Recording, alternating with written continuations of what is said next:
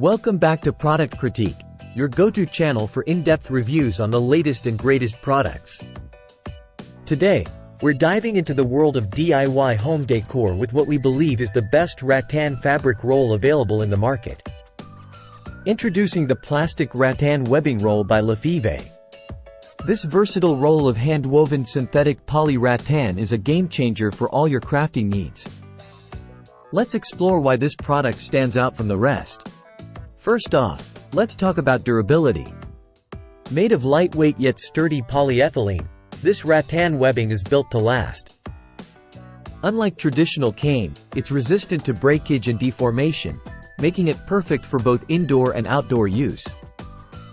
Whether you're refurbishing chairs, cabinets, wardrobes, or even creating room dividers and light shades, this webbing adds a touch of retro elegance to any piece of furniture.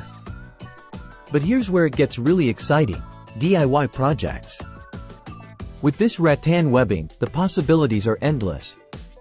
Not only does it help you save on crafting costs, but it also allows you to unleash your creativity and personalize your home decor like never before.